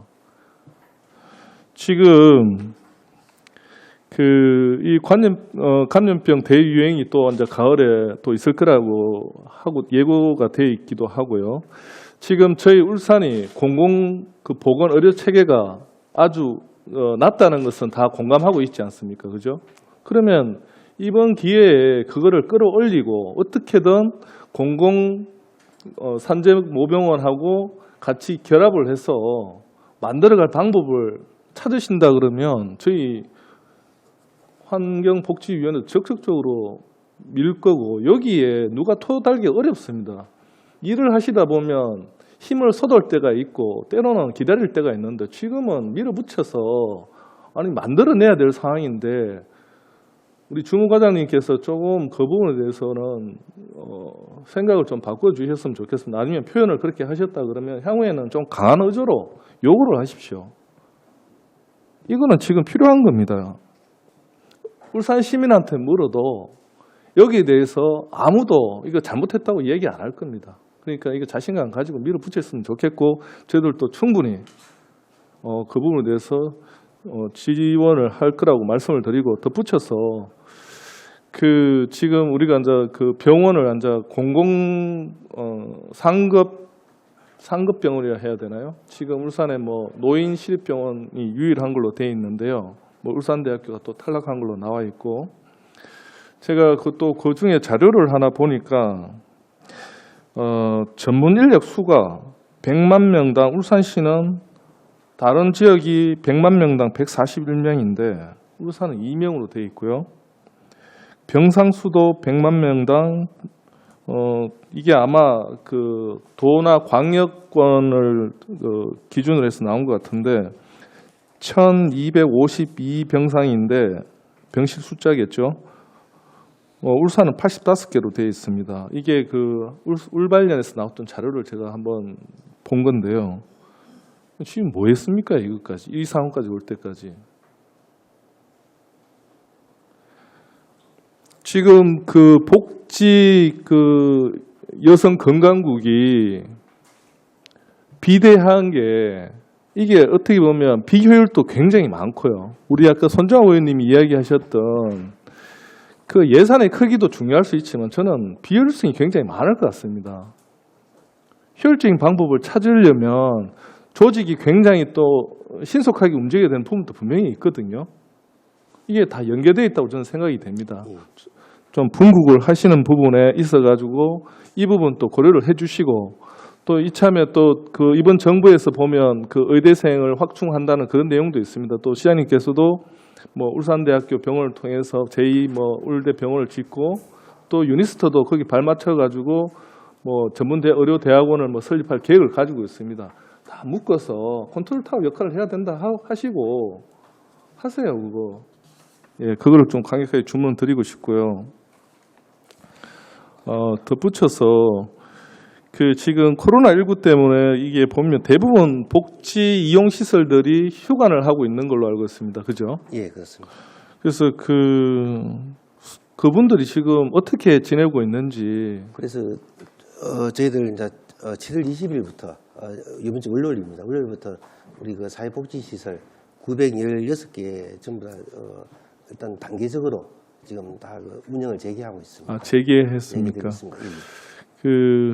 근데 이제 감염병이 또 유행할 수도 있고 항상 이게 굉장히 신경을 많이 써야 되는 건데 이게 만약에 어떤 이 코로나19로 인해 가지고 시설을 이용할 수 없는 상태에서는 다른 서비스를 뭐 해줄 방법이 없나요? 뭐 온라인으로 뭐를 해준다든지 저희들 그 이제 그 어르신 식사가 어려운 어르신들이 많이 있습니다. 그래서 지금까지 저희들 식사 배달 충실히 다 해드리고요. 그리고 또 노인대학 있는 쪽에는 저희들 온라인 프로그램을 온라인으로 또 일부 하는 데도 있고, 또 저희들 하여튼 여러 가지로 불편한 사항이 있으면 그때 저희들이 대응을 해가지고 어르신들이 불편함이 없도록 이제 했는데, 단지 이제 뭐 최고 힘든 게 이제 시설이 이제 폐지가 되다 보니까 시설에 가지 못하는 그런 어려움이 있었습니다. 그래서 저희들 이제 갱노랑하고 사회복지시설, 장애인 복지시설은 일부 그 전에 좀 저희들 조금씩 이제 제기를 했고요. 그래서 7월 월요일부터 전 복지시설에 대해서 저희들 좀 운영을 재개하고 있습니다. 프로그램도 일단 실외부터 하고 한 단계적으로 실내로 하기도 하고, 그나 이제 저희들이 여러 가지 이제 방역 수칙을 정해드리 가지고 그 수칙을 이제 준수한 하에서 지금 운영은 재개하고 있습니다. 네. 국장님, 그래서 그 조금 다른 방식의 어떤 복지 서비스가 필요하지 않나. 그 예를 든다면 지금까지는 시설을 확충하고 프로그램을 어떻게 보면 많이 다양하게 만드는 방식이었다 그러면 좀 이거를 이제 이 비대면 어떤 그런 사회지 않습니까? 지금 코로나 때문에 그 모바일이든 뭐 인터넷이든 뭐 동영상이 되든 그런 서비스를 제공해 줄 수 있는 인프라를 복지 차원에서도 좀 이렇게 깔려 있어야 되지 않냐는 이야기입니다. 그러니까 이번 정부에서 또 그 관련된 그 인프라 구축을 위해서 많은 돈을 투여를 하는 걸로 알고 있습니다. 그런 요구도 좀 사업이 있다면 따오시고 좀 그런 거를 준비를 해 주셨으면 좋겠습니다. 예, 알겠습니다. 예. 네. 그럼 저는 두 번째 다시 질의를 할게요. 시간이 좀 짧아서. 네. 예, 장윤 의원님 수고하셨습니다. 추가 질의, 서 의원님 추가 질의하시기 바랍니다. 추가 질의는 질문과 답변을 포함하여 5분입니다. 예, 과장님 아까 자가격리 시설에 대해서 말씀 주셨는데 그게 이제 말이라는 게 다르고 다르지 않습니까? 근데 거기에 사장님부터 시작해서 그 건물에 계신 분들부터 시작해서 뭐라고 얘기를 했었냐면 확진자라고 얘기를 했어요. 그리고 왜 그런 정보를 공개를 안 하십니까? 그럼 주변에 있는 분들한테 음성분들이지만 그 자가 격리시설 필요로 하다는 그런 걸 알려주셔야죠. 지역에 아무도 모르고 지자체에서도 모르고 그러니까 자꾸 불신만 생기고 우려가 생기고 더 의혹만 더 생기는 거 아닙니까? 그리고 주민들과의 싸움이 벌어지고 확진자가 왜 밖으로 나오느냐부터 시작해서 그 지역에서 싸움 벌어진 거 아십니까? 모르시잖아요. 그러니까 이런 부분을 왜 담당 지역구에 있는 저도 모르는데 시민들이 어떻게 합니까, 이 부분을? 그럼 그 역할을 누가 해줘야 되느냐는 거죠. 그러면 CS 주도적으로 다 하든지 아니면 기초단체와 하든지 아니면 저희 지역에 의원들이 있으면 의원들한테 알려주셔서 제가 가서 그러면은 이런 부분 아니다라는 걸 해서 지역민들한테 알려주시도록 해주셔야죠. 저도 모르니까 매번 가서 그런 사태만 벌어지고 해결을 못 해주지 않습니까? 그거는 제가 좀 보충 설명을 좀 드리겠습니다. 그 확진자는 아니고요. 아니요, 그러니까 그런 내용은 다 아는데요. 예. 시민들이 받아들이는 입장을 생각하자 말입니다. 예. 지금이면 와서 확진자가 아니라고 얘기를 백날 하면 뭐합니까? 그 당시에 해결할 수 있는 문제를 이렇게 일을 크게 키워서 얘기를 할 필요가 없다는 거죠. 너무 낭비 아닙니까? 그 부분에 대해서 좀 한 번 더 다시 재발하지 않도록 좀 한번 해주시고요. 그리고 이제 우리 이제 의대 설립하고 의대생 확충 부분에서 말씀 언급을 해주셨는데 이 지금 울대와 유니스트에 부분에서 바라보는 방향이 다릅니다. 그런 부분을 어떻게 개혁을 메꿔 갈지에 대한 부분을 한번 심도 있게 고민을 좀 해주셔야 되고요. 예. 그냥 단순히 유니스트에 의대 설립해서 그 진료 인력을 확충하자 이런 개념이 아니거든요. 지금 서로 입장이 다르다는 거예요. 그렇죠? 예. 그런 부분에서 좀 생각을 좀 한번 해주시고.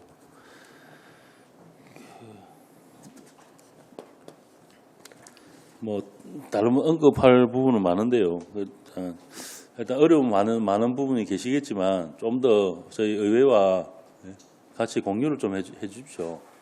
알겠습니다. 예. 예. 협력 아닙니까? 예. 단순히 행정은 따로 있고 의회는 따로 있고 그런 게 아니지 않습니까? 그래서 협력을 해서 어쨌든 다 시민들한테 다가가는 부분이니까 같이 좀 의견을 좀 많이 해주시기를 바라겠고요.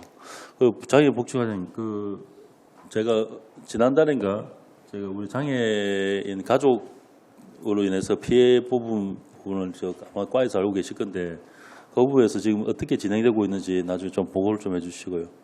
네, 아마 담당 주무관님 하고 계실 겁니다. 예, 알겠습니다. 네. 그래서 하고 그럼 지금 1366은 지금 재판 결과 어떻게 되고 있습니까?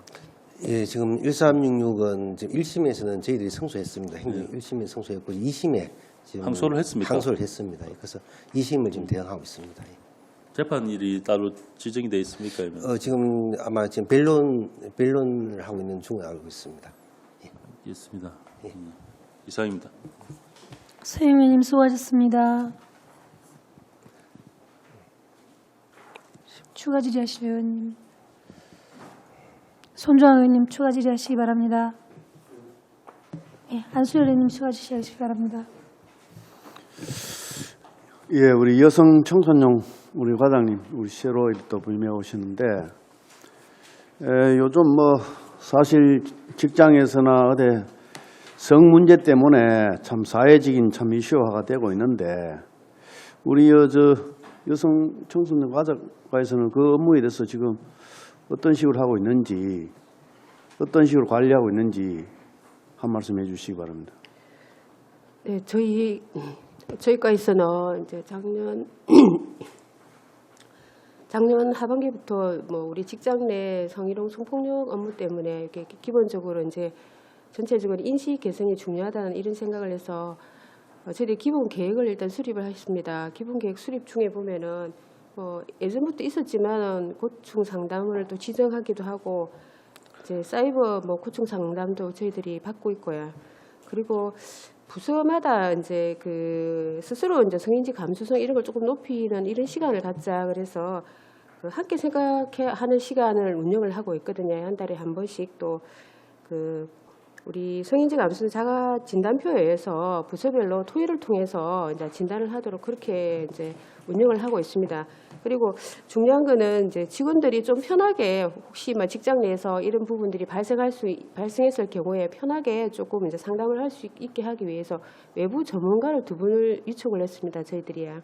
그러면은 외부 전문가에게 이제 우리 직원들이 상담을 할 수 있는 이제 단독 전화를 이제 전화번호를 줘가지고 그쪽으로 저희들이 할 수 있도록 또 이제 지정을 해서 운영을 하는 계획이고요. 그다음에 다음 주 되면은 또 우리 직장 내 성인지 감수성 교육을 저희들 5급 이상 공무원을 대상으로 다 실시할 또 계획입니다. 이런 이제 구체적인 계획들을 가지고 저희들이 이제 인식 개선을 해 나간다면은 우리 시에서는 앞으로 이제 전국 다른 지자체에서 발생한 이런 문제들이 생기지 않을 거라고 생각을 하고 저희들은 예방을 하는데 최우선적으로 노력을 하도록 하겠습니다. 보충 설명을 좀 드리면은 저희들 성희롱 성폭력이 이제 사회적인 이슈가 되고 해가지고 저희 시에서도 이제 가장 말씀드린 종합적인 계획을 수립했습니다. 그래서 매주 금요일날은 성희롱 성폭력 예방의 날로 정해져 있고, 그리고 매월 마지막 주 금요일날은 성희롱 성폭력 예방을 위해서 부서장 중심으로 직원들에게 토론을 하는 그런 또 기회를 갖도록 하고 있고요. 그리고 지금 우리 시 홈페이지에 보시면 양성평등 코너를 만들어 놨습니다. 거기 보면은 어떤 건 성희롱이 어떤 거는 성이 아니다. 그 사례를 쭉 지금 밀거되어 있고 또 직원들한테는 저희는 내가 한번 가봤는데 성인지 감수성 자가 진단표 해가지고 직원들이 다 가지고 있습니다 지금. 그래서 자기 우리 읽어보시면 아 이런 거는 평소에 내가 성이라고 생각하지 않았는데 성희롱으로 되는 이런 거 있습니다. 그래서 이게 자가 진단표를 저희들 전 직원한테 다 이렇게 다 배부를 했고 그래서 하여튼 저희들도 과장님께 말씀했지만 또 직원들의 성희롱 고충에 대해서도 이렇게 상담할 때가 마땅하게 없습니다. 그래서 저희들 이제 어떤 민간 전문가인 옴부즈만 제도를 지금 만들어 놨습니다. 그래서 2명을 위촉해가지고 자기가 언제든지 편안하게 또 성희롱 상담을 받을 수 있도록 그런 준비를 하고 있습니다. 그리고 지난번에 저희들 이제 한번 이제 저희들 그 설문조사를 해가지고 저희들 많이 우리 80% 이상이 그런 경험을 당했다 이제 이런 언론이 나와가지고 저희들도 긴장을 했는데 그래서 이제 그때 한 번 했는데 앞으로도 매년 이제 성희롱 성폭력 그 실태 점검을 하는 외부 기관 용역을 줘가지고 이제 그런 그까지도 저희들이 준비하고 있습니다. 그래서 울산의 우리 직원들 내에서는 직장 내에서는 성희롱 성폭력이 최대한 일어나지 않도록 저희들 직원 내에 하나의 내부 운동으로 지금 추진하고 있다는 말씀드리겠습니다. 예, 참 인식 개선이 정말 필요하고 우리 시에서는 그런 거 없습니다만은 또 전국적으로 그런 사례들이 일어나고 하니까 우리 미연에 사전에 그런 예방 차원에서 교육이 필요하다. 우리 담당 우리 여성가족 청소년과에서는 미연에 좀 대비를 좀 잘 해주시기 바랍니다. 네, 잘 알겠습니다. 예, 이사입니다. 안수희 의원님 수고하셨습니다. 손주아 의원님 추가 질의하시기 바랍니다. 국장님, 아까 제가 질문에 답변 중에 시설이 부족해서 우리 복지비가 이렇게 비율이 낮다는 이야기를 하시는 걸 내가 듣고 그 얘기를 듣는 순간에 굉장히 놀랐습니다.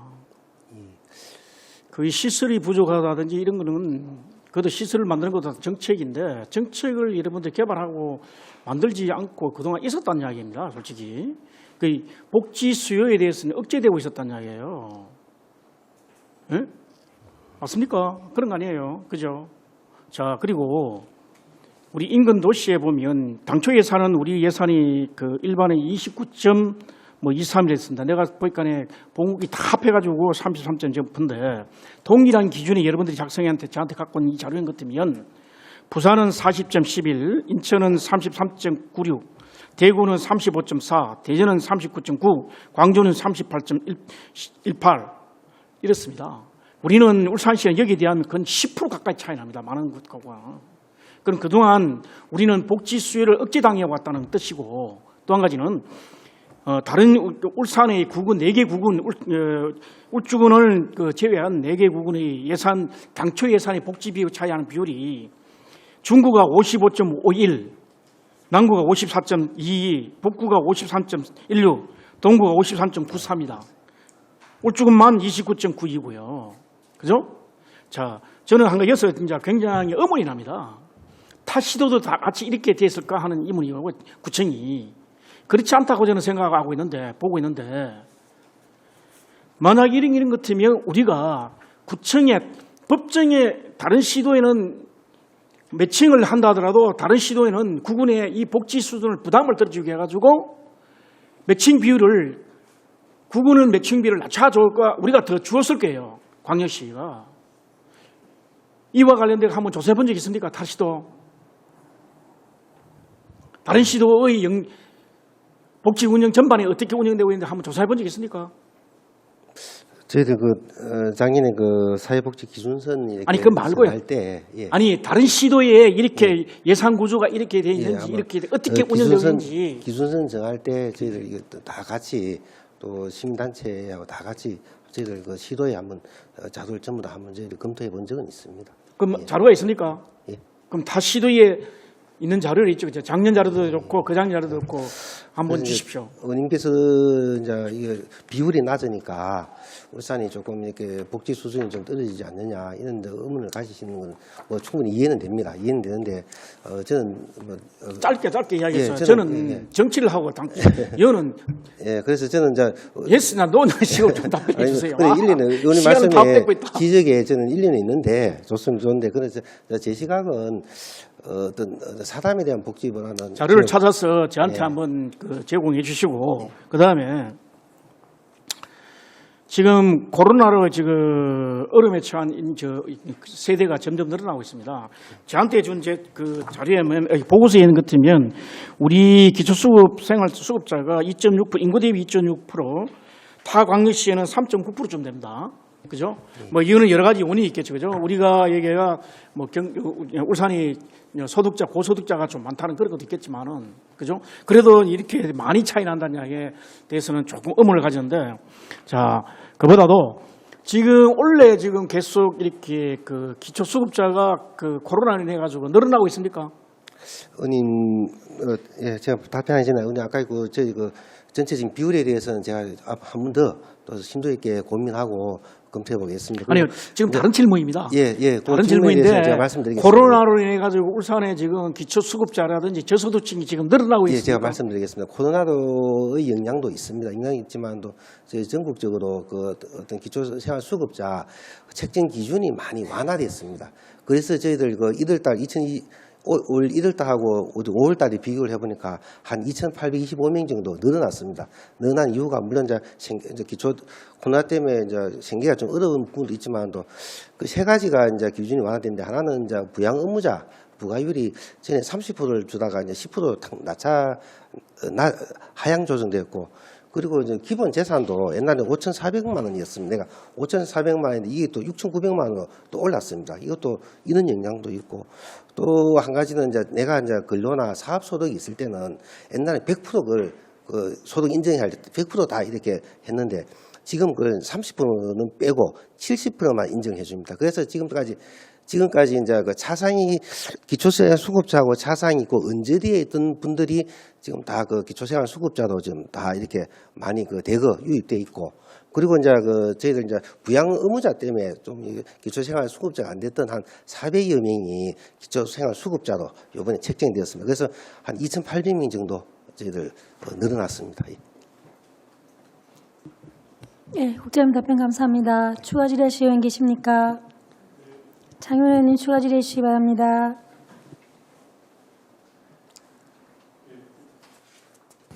국장님, 지난주였나요?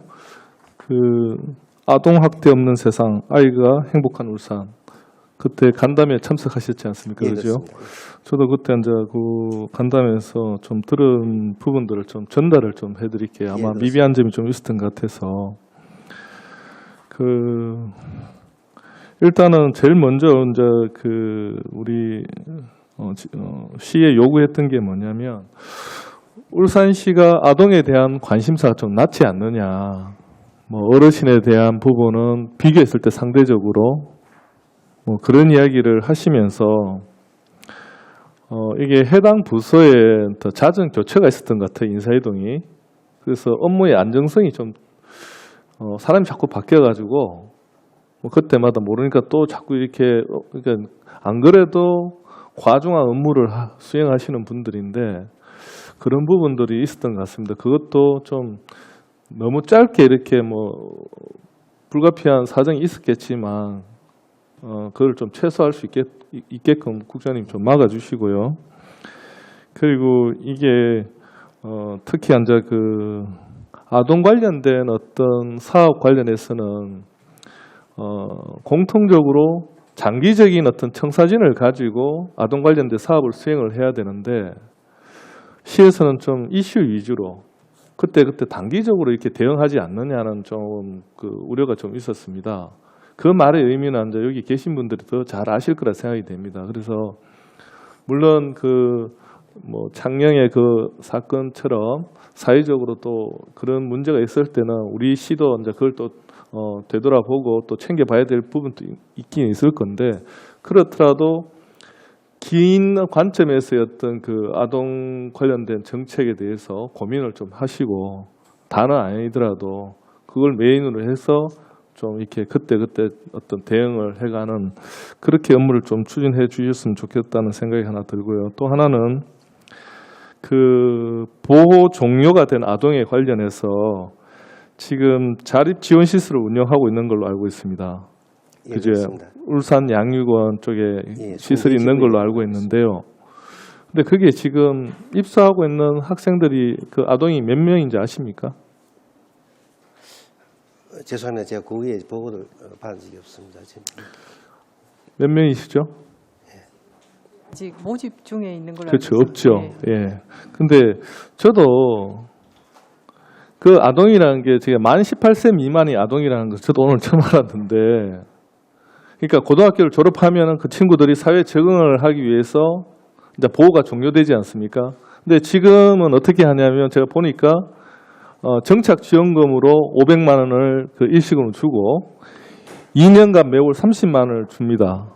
근데 고등학교를 졸업한 아동들이 사회에 어떤 그 다른 어떤 그 교육이나 완충 그 충격을 완화할 수 있는 그런 적응기 없이 바로 나와서 불가능하거든요, 사실은. 그래서 지금 그 자립 지원 시설이라는 걸 아마 하신 걸로 알고 있는데 문제는 장소가 틀렸다는 거죠. 지금 거기 울산 양육원이면 언양 그 끄트머리에 있습니다. 18세 아동들이 그거 들어갈 것 같습니까? 그러니까 거기에 대해서 고민을 저는 이게 정책을 하시는 분들은 최소한 실수를 제일 적게 하려고 그러면 물어보면 됩니다. 현장에 답이 있으니까. 어디 가면 좋겠냐고. 제가 상권에 있을 때 똑같은 이야기입니다. 안 물어보고 사업하는 게 너무 많아요. 완전히 이게 현장에 가보면 분명히 이게 뭐가 뭔지를 아는데 물어보지도 않고 자료도 안 받아보고 옛날에 했던 사업을 그냥 재탕을 하니까 그런 문제가 생기는 겁니다. 이 부분은 고민을 하셔가지고 끌고 오십시오. 지원시설을 거기 갖다 놓으면 그 생각을 해보세요. 내가 18살인데 그 친구도 없는데 거기에 고립된 생활을 할 것 같습니까? 그 어른 위주의 너무 안이한 생각입니다. 그리고 지원 자립시설도 필요하지만 경우에 따라서는 지원센터도 한번 고민을 해 주셨으면 좋겠다 싶은 생각이 들고요. 그리고 마지막으로 요거는 좀 주문을 좀 드리고 싶은 건데요. 아까 여기 그 업무 보고하실 때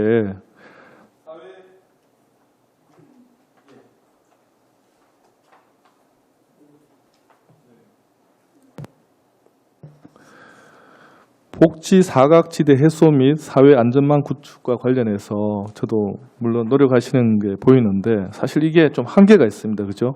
그 복지 수요가 항상 이게 바뀝니다. 시대 상황에 따라서. 사실 저희가 그때 대응하기가 굉장히 어렵습니다. 그래서 저는 최근에 그 사회적 경제 기업이라고 아시지 않습니까? 그죠? 이게 사회적 경제 기업들이 그런 걸 찾고 있어요. 수요를 찾고 있습니다.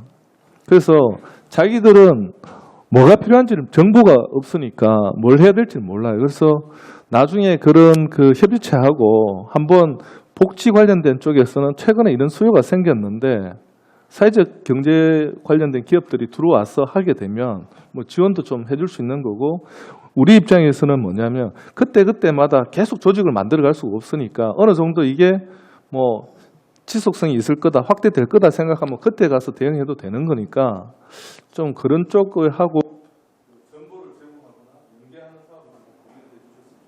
예, 감사합니다. 제가 의원님 말씀하신 것 중에서 몇 가지 답변을 드리도록 하겠습니다.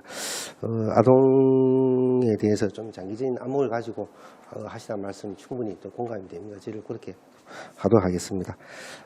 그리고 또 사회적 기업 관련 부분에서도 의원님께서 좋은 지적을 해주시고 또 아이디어 주시는 것도 저희도 고민을 또 해보도록 하겠습니다. 그리고 자립생활 지원 시설이 아마 의원님 말씀처럼 아마 송대지구에 있습니다. 그래서 아마 이동하는데 상당히 어려움이 있을 것으로 생각이 됩니다. 그것도 같이 고민을 해가지고 아주 은혜 별도로 말씀을 한번 드리도록 하겠습니다. 장인 의원님 수고하셨습니다. 손주아 의원님 추가 질의해 주시기 바랍니다. 복지인구정책과장님 질문 좀 드릴게요. 구체적인 숫자 이런 거를 뭐 다 정확하게 기억은 하지 못하겠지만 어느 정도 대충의 규모만 이야기해 주면 되는데 원래 그죠? 우리 기초수급자한테 1인 세대에 주는 거하고 그 1인 가족이죠, 그죠? 가족에 주는 게 그 금액이 다 다른데, 그죠? 그게 규모가 얼마쯤 됩니까? 일단 1인 가구 기준으로 저희가 생계급여 같은 경우는 52만 7천 원 범위 내에서 52만 7천 원 중에서 이제 소득 인정액을 제외하고 이제 예. 본인한테 일단 지급을 하고요. 소득이 있으면 또 여기서 52만 7천에서 일단 이제 소득 차감이 인정 되나? 부분이 이제 별도로 이렇게 차감되나 제하고 하고? 예, 그럼 차감하고 1인당은 요거는 그 5인 가족입니까? 아니면 그냥 일반 1인 일인 가족? 예. 거기서 이제 2인, 3인, 4인 되면 이제 기준이 좀 달라집니다. 여기서부터 이제 부과되가 나니 그죠? 네, 예. 가족 수가 예, 이렇게 가족 수에 많으면 따라서 금액이 늘어납니다. 그럼 부과되는 게 1인당 부과되는 게 얼마쯤 될까요? 플러스 되는 금액 예, 말씀하시죠? 플러스 되는 거. 그러니까 52만 7천에서 소득이 없다. 그러면 네. 플러스 뭐 한 1인당 얼마씩 이렇게 부과되어 가는지 보통. 그러니까 1인 기준으로 52만 7천 원을 제가 지원을 하는데 거기서 소득이 있으면 그것만큼 조금 줄어드는 만약 3인 가구 같으면 그럼 3인 세대 3인 가족 수가 3인 같으면 제가 정확한 금액은 기억을 못 하겠는데 하여튼 예, 두 배 정도. 그러니까 그럼 한 100만 원 가까이 예. 좀 된다는 이야기는 3인 가구가. 아니 2인일 때 1인 기준으로 2인일 때. 예. 지금 그 정도의 같으면 생계비 지원 같으면 우리 현재의 물가 수준으로 딱 연결지수에 그밖에 해결되는 거 안 되죠. 학비라든지 그쪽은 고등학교 지금 그 제가 무상급가에. 지금 말씀드린 거는 생계급여만 말씀드렸고 그렇죠. 예. 생계급여가 1인 기준이 52만 7천 원, 그다음에 2인은 89만 7천 원, 두 배가 조금 안 되고요. 그다음에 거기에다가 의료급여, 주거급여, 그거는 별도입니까? 보육급여 다 별도로 지원이 됩니다. 그럼 그런 규모가 그런 걸 합하면 한 100만 원 훨씬 넘네, 그죠? 그렇죠. 100만 넘습니다. 우리 저 장애인 관련된 한번 물어볼게요. 우리 장애인 과장님, 장애인 복지과장님, 예, 우리 중증 장애인들이 1인에 지원되는 총량을 다 따지면 얼마쯤 됩니까? 1년에? 중증 장애인 1인에게 지원되는 금액을 말씀하시는 예, 건가요? 예.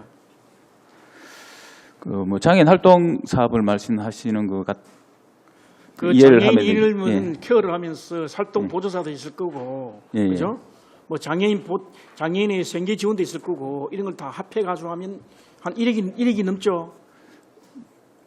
장애인 활동 사업으로 치면은 지금은 이제 우리 시는 24시간을 운영을 하지 않는데 이제 네. 그쪽에서 요구하는 부분들을 24시간까지 충족했을 때 계산을 해보면 최고 1억 정도 되는 걸로 이렇게 1억 계산상은 그렇습니다. 예. 장애인 1인당 그 중증 장애 1인당 드린 게 1억이 정도 그죠? 연간 연간 서비스 제공에 필요한 예산이 예. 인건비 등을 포함한 재반 비용들이 포함해가지고. 그 정도 소요된다는 얘기. 그럼 그 생계비와 활동 보조사 그다음에 그 의료비까지 다 포함되는 거죠. 그죠? 아니 장애인 활동 서비스만. 활동 서비스만 1억이에요. 예. 그 24시간 했을 때 지금은 그 정도 되지는 않고 그러면 예. 그 이외에 의료비하고 이런 건 또 별도네 그죠? 그 만약에 뭐 장애 중에서 수급자다 가면 뭐 수급자 생계비라든지 이런 것들은 다 별도. 아니 장애잔을 그러면 그 장애 입은 무조건 다 지급하는 겁니까? 지원하는 겁니까? 그러면 그러니까 장애인도 다 케이스별로 이제 가구의 어떤 특성이라든지 뭐 장애 소득이사도 정도에 지원하는 따라서 거예요? 그 부양 어느 정도 되는데도 다 지원하는 거예요? 장애인 활동 서비스는 네. 내가 이제 몸을 쉽게 말해서 내 혼자서 몸을 움직일 수 없으니까 보조인의 도움을 받아서 일상을 살아가는데 그런 보조인들의 도움을 받는 비용을 따졌을 때 의원님께서 말씀하신 대로 계산을 해보면 최고 연간 1억 정도가 된다. 다만 우리 시는 아직 24시간 서비스 제도를 운영하고 있지 않기 때문에 그 정도까지는 안 되고 지금 현재는 뭐 최고 한 6, 7천만 원 정도 이렇게 계산상으로 그렇다는 얘기입니다. 계산금은 한 7천만 원 정도. 예, 그거는 이제 뭐 장애인한테 직접적으로 가는 것이 아니라 그 활동 서비스를 하는 보조인들에 대한 인건비 등이라는 얘기. 알겠습니다. 질문할 거리가 많은데 그 우리 그 복지인구정책과장님 우리 울산의 그 지난년도 학교 출산율이 0.92죠. 네, 맞습니다. 네. 18년보다는 또 줄었습니다. 그죠? 네. 그래서 작년에 우리가 늘은 애들, 울산에서 애들이 태어난 애가 한 7천 뭐. 네, 맞습니다. 이그 출산으로 관련된 예산은 전체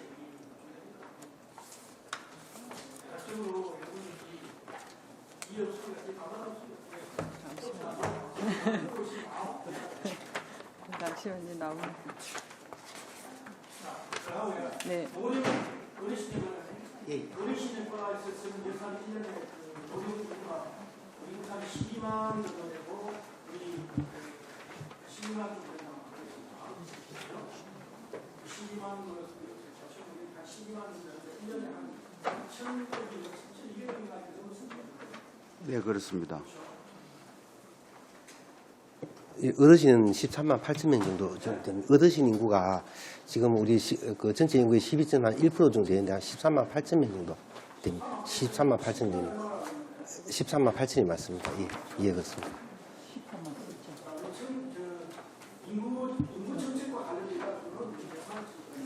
지금 저희 일단 출산 장려 쪽 예산만 저희 부서 예산만 한 153억 정도 되는데 이 출산이라는 게 복지인구 정책과 예산만으로 출산 장려는 아니거든요. 그래서 일자리를 확충한다거나 하면 일자리 부서에 예산이 있을 거고 그런 분들 다 합쳐야만 출산 예산으로 볼 수 있을 것 같습니다. 저희 일단 예산 그 출산 장려 쪽 예산은 한 153억 정도 됩니다. 2020년도에. 그게 이제 거기에 출산을 하게 되면 저희가 보육 수당을 주고 아동 수당을 주고 이런 분야들은 다 저희 다른 팀들에 있고 딱 보육 그 출산 장려 저희가 뭐 행사를 한다거나 뭐 그런 예산만 153억이고 저기 그 출산 장려 대책으로 아동 수당이라든가 보육 수당 뭐 이런 그 돌봄 서비스 이런 게 전부 다 이게 출산 관련 예산으로 봐야 돼요. 그건 절대로 혹시 자료가 필요하시면 그런 부분 한번 파악을. 우리 그러면 그 예산 규모가 그래도 도대체 얼마쯤 되니까 우리 전체적 파악하고 있는 규모가 노령 인구는 한 3,200쯤 된다 합시다. 13만에 우리 애들이 지금 그 태어나들 출산, 육아, 보육, 돌봄까지 다 포함해가지고 그렇게 드는 예산이 얼마예요, 도대체? 예, 제가 좀 보충 답변 드리겠습니다. 저희들 그 이제 매년 그 출산 관련 그 종합 대책을 만듭니다. 거기 보면 저희 국만 있는 게 아니고 각 경제국 모든 국이 다 포함해가지고 저희들 자료를 만드는데 거기에 보면 저희들 일단 자료상으로는 출산 관련 정책이 한 1,100억 정도 되는. 얼마요? 1,100억이요.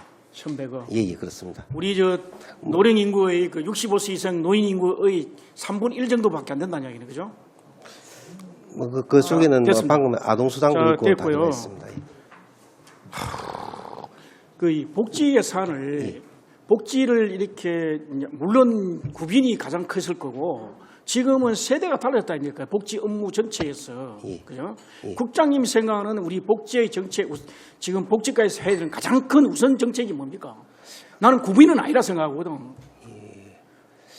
빈민구제를 이런 게 이제 복지 정책은 아니다 생각합니다. 그거는 필수적으로 그 업무의 최하위 단위에 있어야 되고.